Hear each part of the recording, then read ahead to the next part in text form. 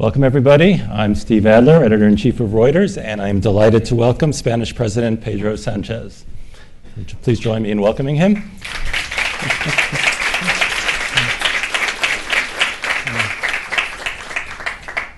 Today, I believe, is your 120th day in office, if I counted correctly.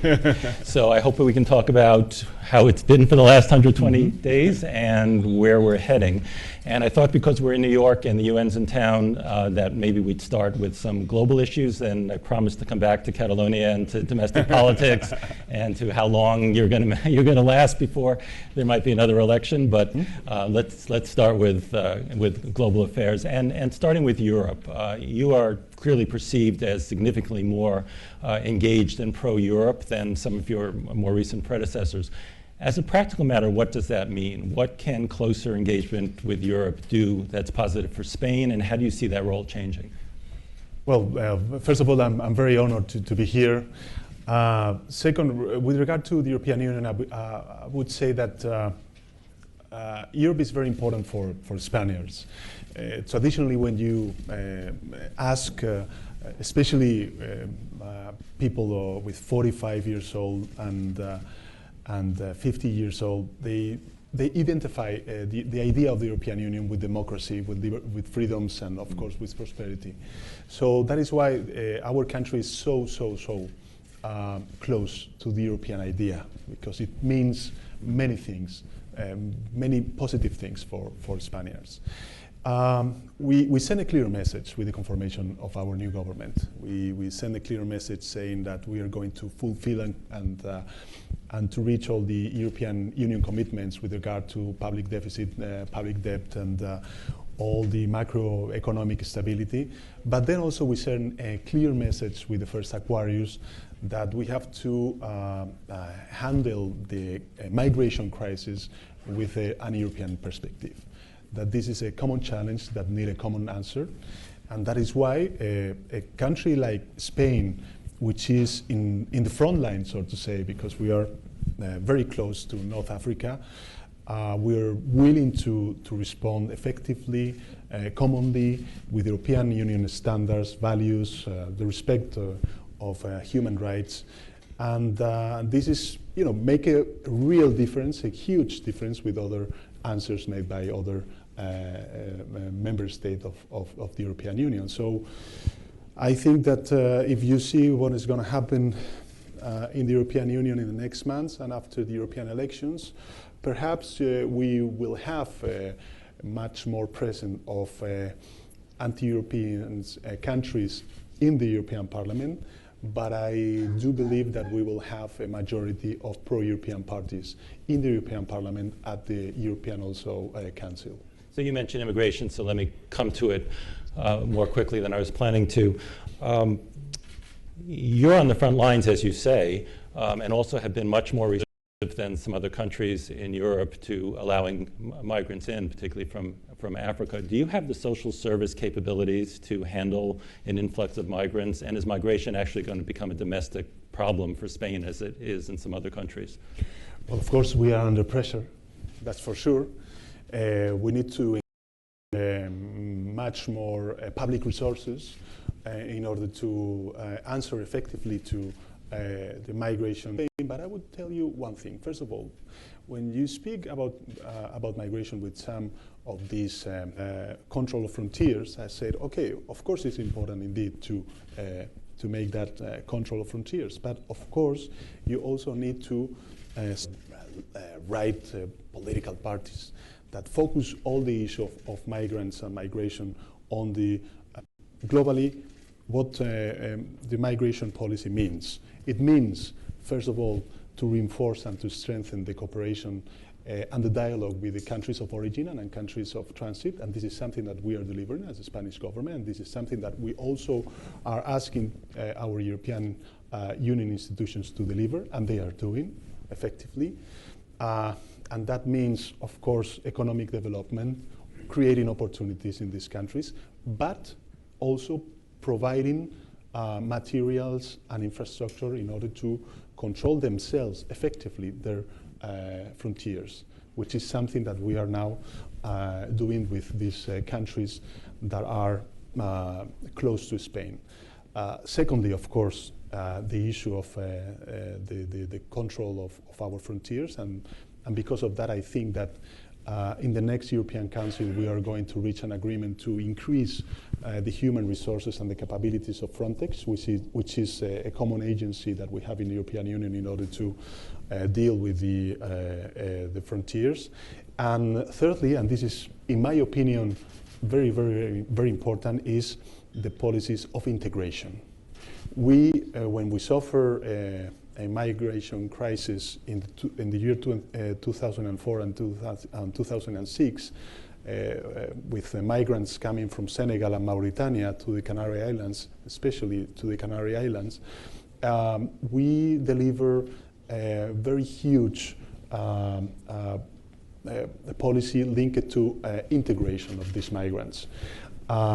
This is something that the European Union is doing nowadays. Unfortunately, the former administration in Spain, they didn't do anything at all about integration policy, and this is something that we are going to deliver also and engage. Do you think there's domestic support in your country to be more embracing of immigrants? It certainly caused a big problem in other countries, Germany, Italy, many others. Well, I think that Spain, of course, if you see historically, Spain has been a country that during the dictatorship suffered a refugee crisis. Many Spaniards left Spain because of the dictatorship and the civil war. They went to Venezuela, they went to Cuba, they went to Argentina, they went to many Latin American countries. So that is why in our historical conscience, so to say, we have this kind of solidarity with the migrants. Secondly, we have, unfortunately, because of the economic crisis, many young people that are leaving our country because they don't have the opportunities that they are looking for in our country. And this also gives us a sense of empathy with the societies that are integrating our younger generations. And thirdly, because we have economic structure that in some specific sectors we need legal migration. So we are in favor of the legal migration. We are against the regular migration, and this is something that, of course, we are also speaking and talking with the European Union institutions. How can we deliver legal migrations for these specific sectors that are very intensive? And we need, of course, let's say, to collective hire or hire collectively many of these migrants for these specific sectors. And as I tell you before, when we spoke about the need to reinforce the cooperation and the dialogue with these countries of origin and transit, I think this is also a very good opportunity to stop irregular migration, but in exchange to reinforce the legal migration. So within Europe, one of the big trends of the last few years has been the rise of populism and increasingly the rise of right-wing governments. As somebody who doesn't share certainly those right-wing views, how do you see that evolving? Do you think, what can you do as president of Spain, and what can be done to try to reverse some of those trends, if I assume you think they should be reversed? To confront with them, I think that we must be very clear, very frank, and speak openly to our societies and say that this is a struggle between those that we believe in open societies and other parties and ideologies that believe in closer societies. We believe in diversity, we believe in social inclusion, we believe in progressive approach to a society in the 21st century, and this is something that, of course, for us is definitive, so to say. So yes, we do believe in legal migration. Yes, we do believe in gender equality. Yes, we do believe in equal opportunities. Yes, we do believe in fair tax system. Yes, we do believe in human rights. And yes, we do believe in that climate change is a situation that transcends ideologies, and we have to embrace the cause of the environment and the fight against climate change. So this kind of negationist that we are witnessing all around the world needs to be responded in a very clear way with the values that, in my opinion, share the majority of our societies. But the problem is that they make a lot of noise, but I do believe that they are a minority. Of course, they are going to influence politics, and they are doing, especially when you speak with right-wing parties. The extreme right-wing parties are influencing the way that they understand politics. I mean, the center-right in Europe, of course. But I think it's a great opportunity for progressives to reivindicate the values and the societies that we are fighting for. So you tempt me to ask you about the U.S. since we're here, and based on what you just said. Have you had much dealings with President Trump, and how do you see U.S.-Spain relations right now? Well, I didn't have the opportunity to speak with him just only a few minutes in the last NATO summit in Brussels before summer. But I think that he's committing a mistake with regard to the European Union. I do believe that a stronger Europe also works positively in the interest of the US administration and the US society. When you speak about peace, you speak about security, if you speak about economic prosperity, I really believe that a stronger European Union is also very interesting for the US administration and the country. So even though we are suffering some turbulences in our historic traditional relations that we have, the Europeans and the US, what I can tell you is that the idea and the will of all the member states of the European Union is to reinforce and to stick with our transatlantic relation. Even though we have problems, we have difference, we have, of course, a different approach to many issues, global issues, such as trade, or such as climate change, or such as the conception and the idea of multilateralism. What I see so far in the European Union side is a clear, let's say, will to reinforce and strengthen our relations with the US administration and with the US. Did you have any particular reaction to President Trump's speech at the UN? Well, I wasn't very surprised, because it's not the first time that I listen his speech and his thoughts. I respect it.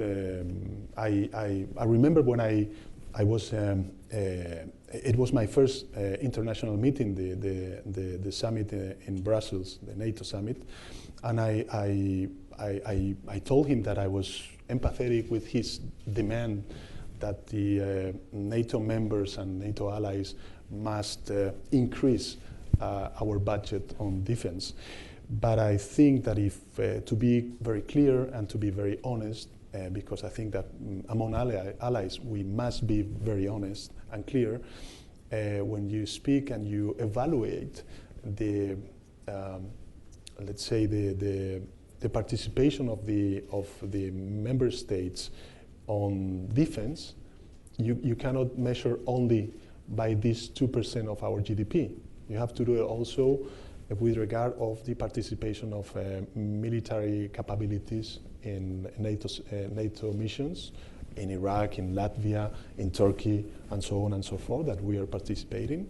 And of course, how we share our military capabilities in the south of Spain that are positively affecting the security of the US, the United States. So I think that he's committing a terrible mistake when he qualified the European Union as an enemy. I think that the European Union is not an enemy of the US. European Union is a clearly ally of the US. And I repeat, it gives much more prosperity, security to the interests of the United States to have a stronger Europe. And this is something that I really believe, and I think it's a common sense and a common idea that we share with other member states of the European Union.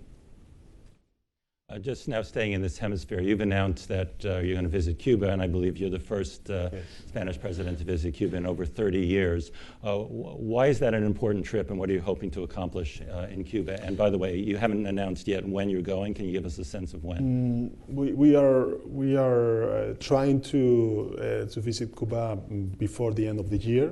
We shall see if we are able to do it. Well, first of all, you know that historically we have historic ties with Cuba, Spain. Secondly, I mean, it's a bit weird to see that politics always go behind the reality of things. So if you see enterprise, Spanish companies, our society, our cultural industry, we have many ties with Cuba for many years. But the government was not present in Cuba. So in a way, what we are doing with this official visit is to give normality to traditional relations that we have on many issues. So I'm very excited to make this official trip. I think that it will open new ways of collaboration between these two governments, our governments, and I want to strengthen this collaboration and this proximity with Cuba in the medium term. So that includes deeper economic ties that you're looking for, or absolutely economic partnership. Absolutely, yeah. Absolutely. No, actually, there are a lot of Spanish companies, especially linked to tourism, where we are very, very strong, as you know for sure, that are now working in Cuba for many years, and I think that we have many opportunities in Cuba to invest and to show this proximity and engagement with the Cuban society. Yeah. I know another very knotty issue for Spain has been Venezuela, and what your approach should be towards the government in Venezuela. A lot of Spanish immigrants went to Venezuela. And what's your view of the right approach to the Maduro government and towards the human issues in Venezuela? When I was leader of the opposition some days ago, 121 days ago, we didn't recognize the late elections in Venezuela because we are against to have political prisoners in Venezuela, all these situation that the opposition is living in Venezuela. No? I had also the opportunity to meet in Spain many of the leaders of the opposition to the Maduro regime, and they have all my solidarity and all my proximity, that's for sure. The first week after I became Prime Minister, we have an European Council where we support new sanctions from the European Union to the regime of Maduro, especially, let's say, the government and the leaders of the Maduro regime. No? So our position is very clear on this.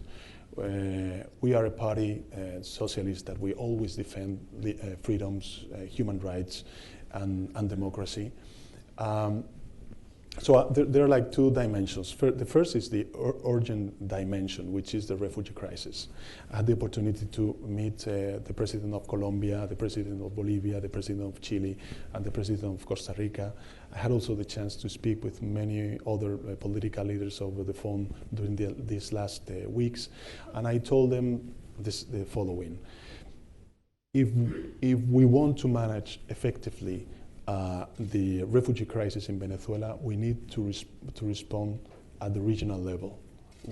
We need to organize and to deliver it with the support of the Inter-American Bank or the United Nations, and of course with the solidarity of many other countries in the region and outside the region. And we, as Spain, that we have very close ties with Venezuela and all the community in Latin America. We are ready to help and provide our aid in order to help these countries. Okay, so this is, let's say, the most urgent situation for Venezuela. The other, the political solution, I would say that I'm pessimistic. I see that the Maduro regime is not open any window for opening a dialogue with the opposition. And in my opinion, also the opposition must do a reflection about having a common position and be united in its dialogue with the Maduro regime. So in a way, if you ask me what will be the role that Spain could play with regard to Venezuela, I would say a facilitator. We can facilitate and provide some insights in order to, first of all, to respond effectively to this emergency, which is the refugee crisis, and of course, on the political side, to help to open a dialogue and to make a transition to a final political solution. Do you think the broad issues there really can't be resolved without a change in government, given the current situation? I think it's, I would say, in a very polite manner, I think it's very difficult. Mm-hmm. Okay. And sort of creeping back to domestic issues, one of your first promises or commitments was to exhume Franco's body, and Parliament just voted, I believe, 2 weeks ago to go ahead with that. Can you explain why that's important, and does it risk sort of reigniting divisions within the country rather than uniting the country? Oh, I mean, some of the main journalists in Spain said that this exhumation is like closing the political transition after 40 years. Mm-hmm. Of our constitution and our democracy. And I do believe it is indeed, because you don't see in any democracy, let's say, a mausoleum mm-hmm. made for a dictator. Mm-hmm. And this is something that happens in Spain. Mm-hmm. I do believe it's anachronic, and this is something that we have to solve. And you see even the right-wing parties, they didn't vote against. Mm-hmm. They made an abstention because they know that this is something that transcends, in a way, ideologically, the partisan debate. Mm-hmm. So it's like reivindicating and revigorating our democracy and giving an example that we can do positive things and good things in order to reinvigorate our democracy. So I can tell you I'm very proud to form and to be part of this government that make this historical and very important step for our country and our democracy. So let me turn back to Catalonia, which is where most interviews with you start. 1 year anniversary of the referendum, still seems to be a lot of support for independence. There was a big rally in Barcelona recently. How would you like to see the issue get resolved, I guess is the obvious first question. Well, with law and dialogue, I think there's a political crisis that must be solved with political answers and means. And I do believe that the first priority of this government is to normalize our institutional relation, which I think that we are delivering.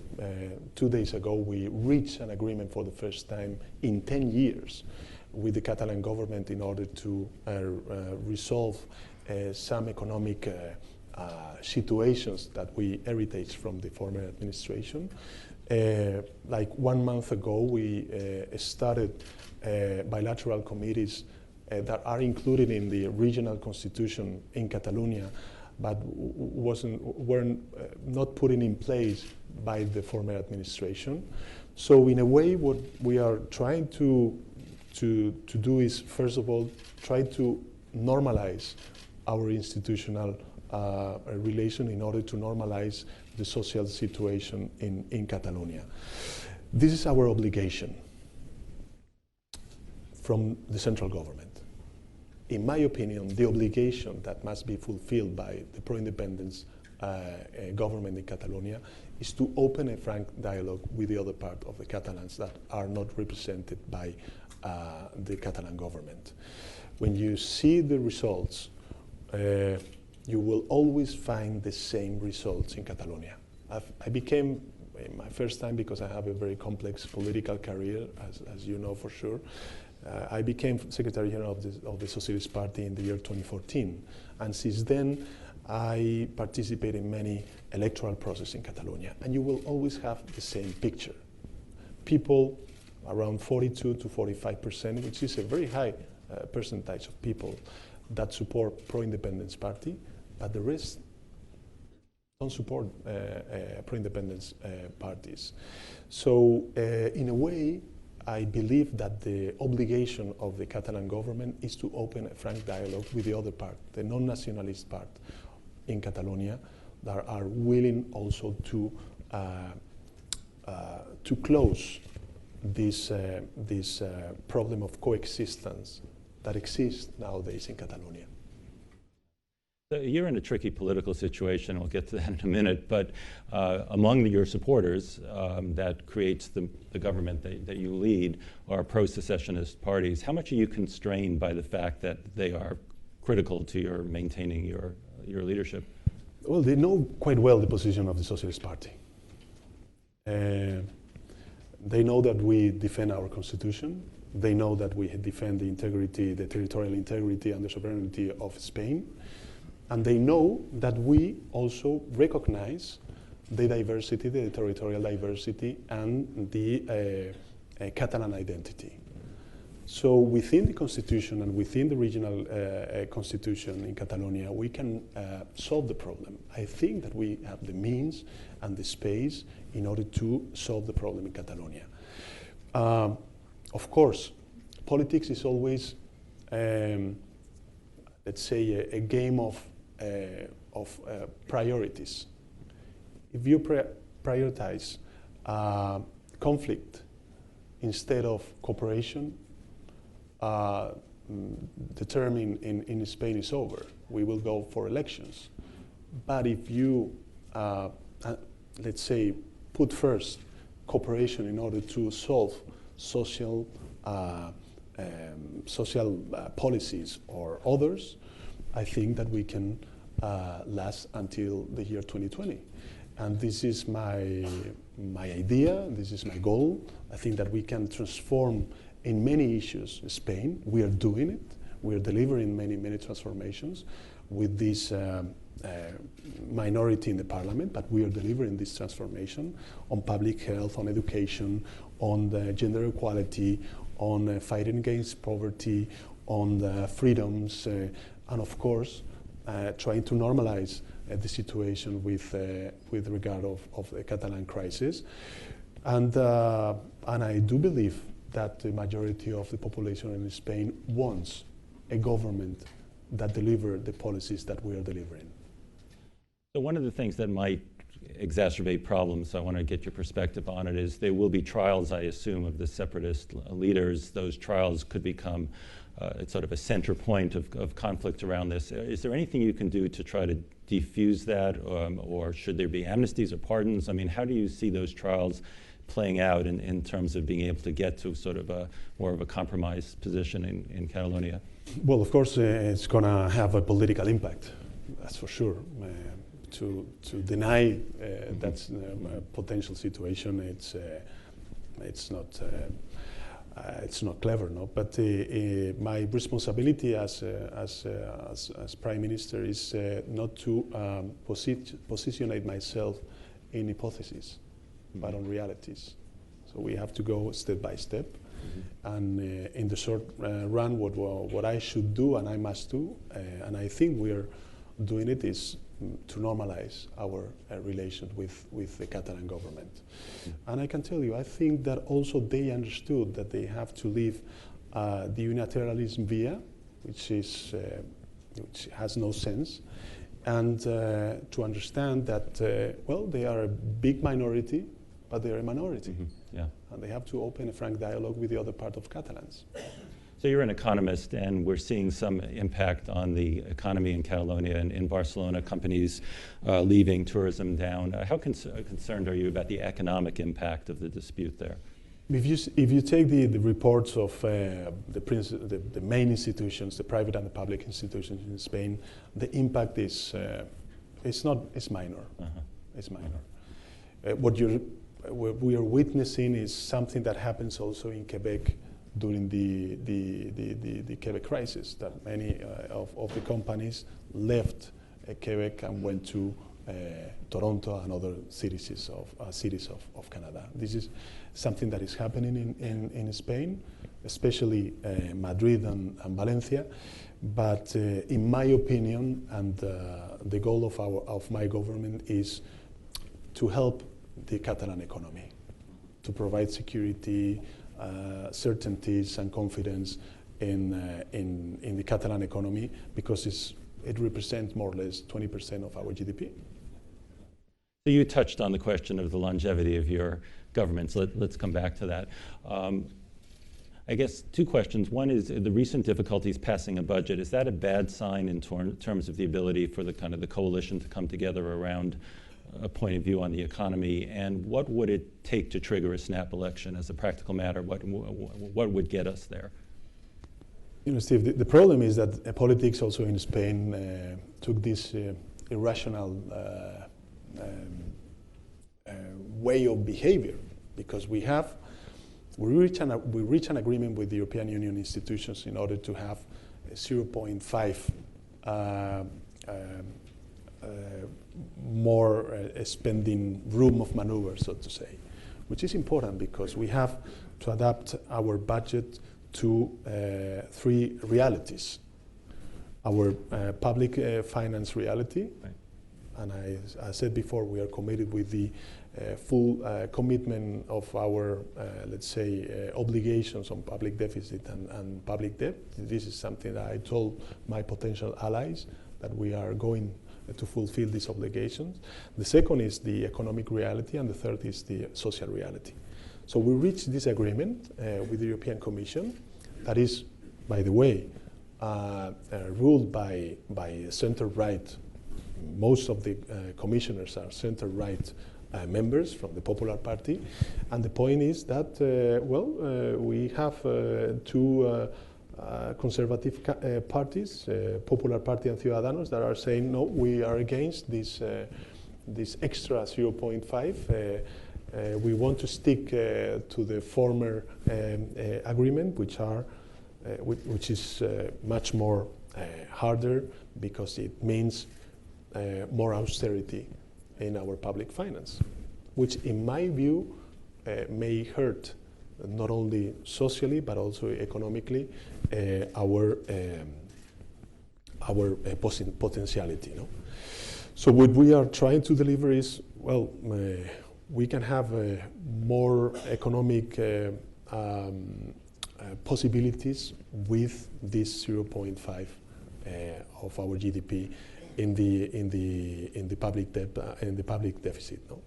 But anyhow, if we are obliged to present a draft with the former commitments, we will do it. I think that our potential allies understood that we are trying to deliver these new commitments, but if we are not able, we have to adapt our goals to the former commitments. So what we are going to do is to present our draft and the guidelines by mid of October to European Commission. We also are going to present an agenda of change on many issues, from education to labor market, and of course the welfare state and our tax system before the European Commission, and then we will present our budget to the Congress by the end of November. These are let's say the schedule. This is the schedule that I have, and my goal is to deliver it.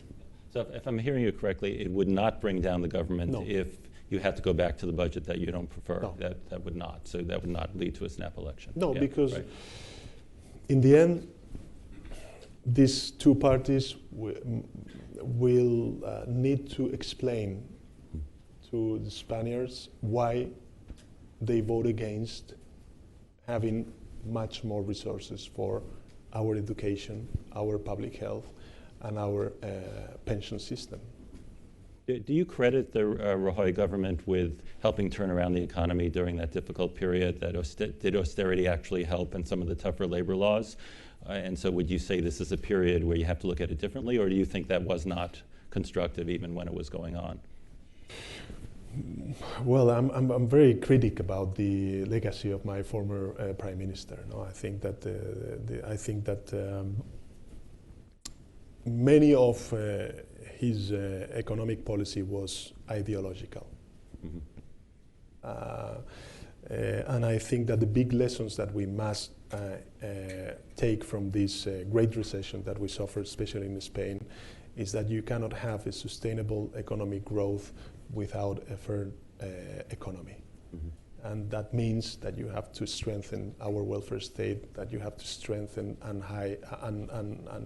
elevate labor standards, that you have to increase minimum wage, and that you have to be clear on issues that are, for us as progressive are very important, such as gender equality, also in the labor market. Right.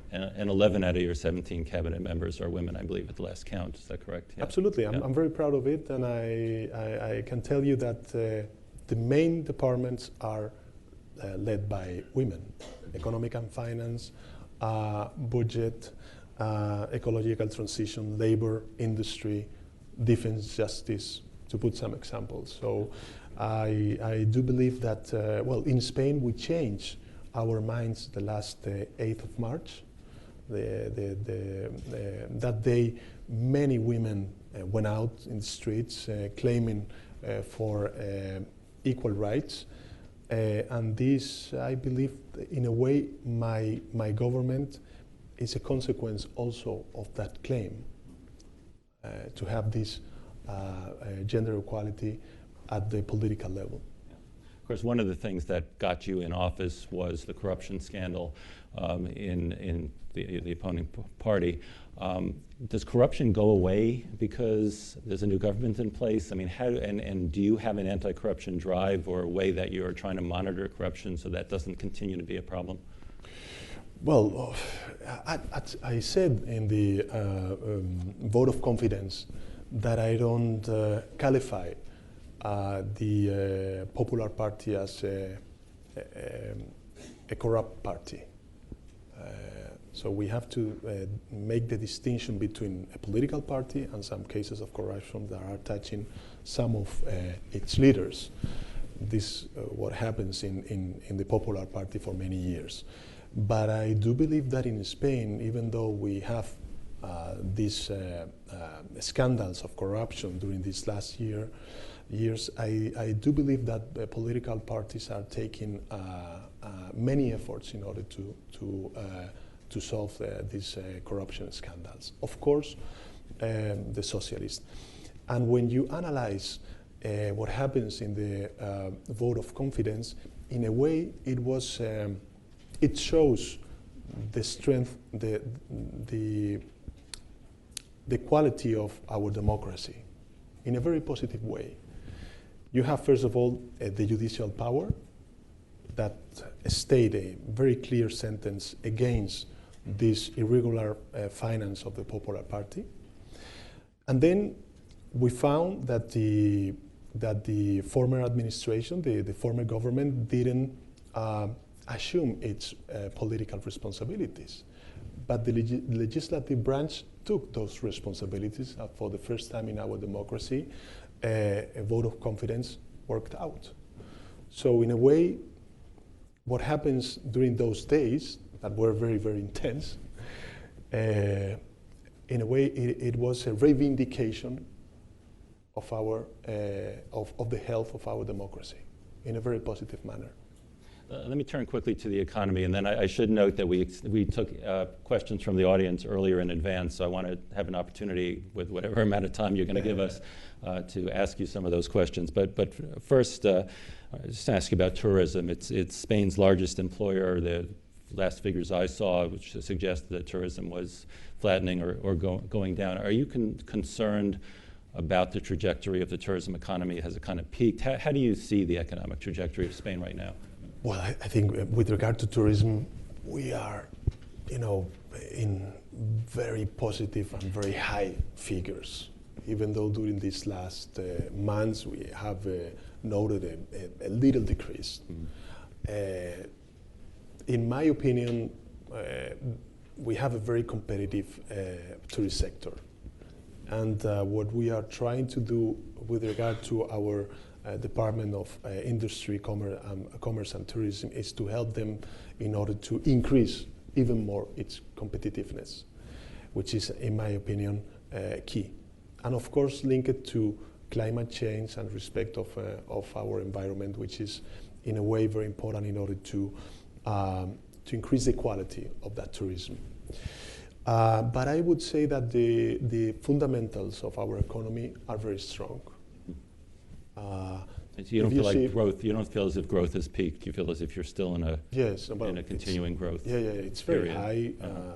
So if you see the fundamentals of our economy, you know, for instance, on the labor market or the car industry, or if you take, for instance, the competitiveness of our economy, I think that we have reached, let's say, a good equilibrium in order to foresee a strong economic recovery, even though, of course, we are aligning our economic recovery and economic growth to our potential growth, and of course to the economic path of the European Union.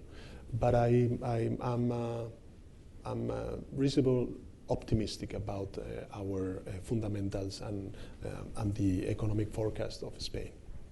So let me turn to the audience questions so that they have the opportunity. There's a question about NATO.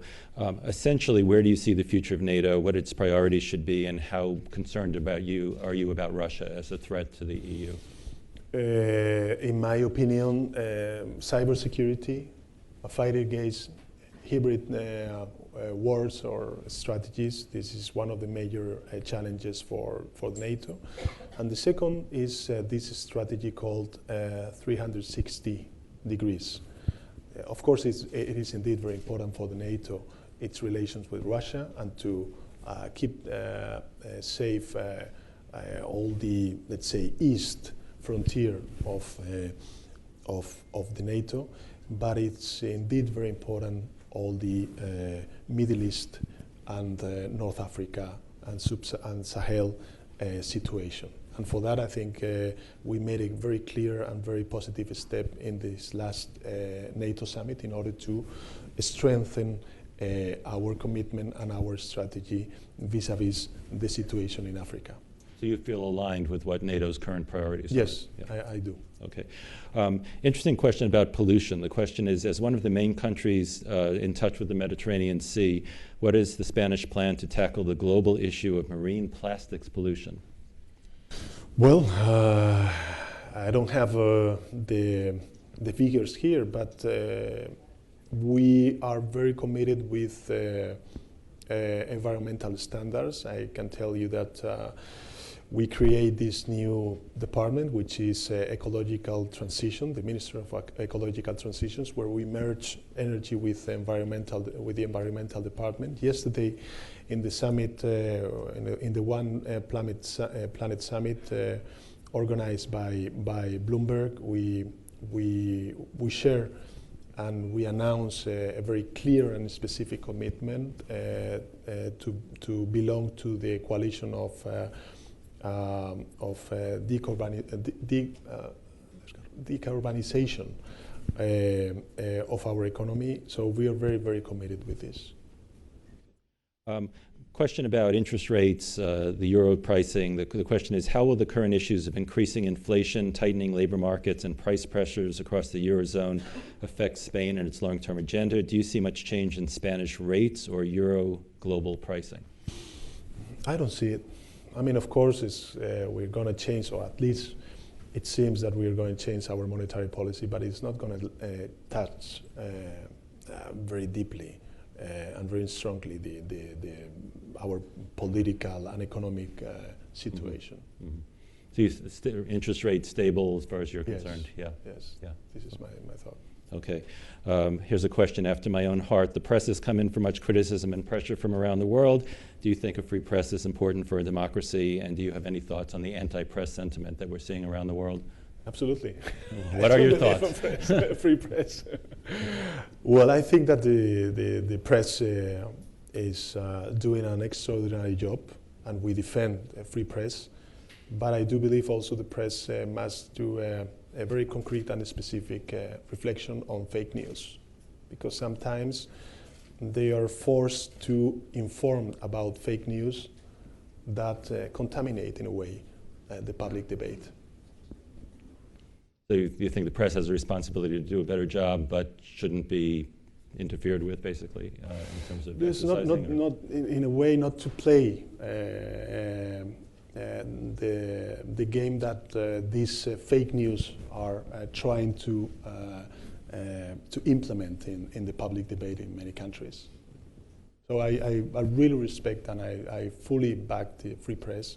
I think it's indeed very important, but also I do believe that in a way this fake news that we are witnessing in the public debate are not helping to reinvigorate our democracy. And this is something that we also, we need to make a shared reflection on it. I'll try to get in just two quick more questions.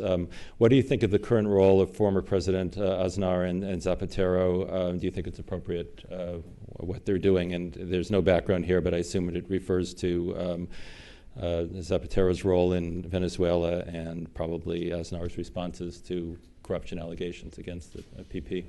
Well, I respect my former presidents. In the future, I believe in a long future, I will become also a former president. So I respect them. I can tell you, all of them, when I became prime minister, they called me and they offer their experience in order to make my job more effectively and more efficient. So in a way, I'm very grateful for that. Even though, of course, I have ideological difference with some of these former presidents, such as, for instance, Aznar, I respect all of them, and of course, they will have all my, let's say, respect and consideration in the things that they do. I respect, of course, the work that former Prime Minister Zapatero is doing in Venezuela, but it's let's say, his personal position, not the position of the Spanish government, which is something that we conform as a government. Do you think it's helpful what he's doing in Venezuela?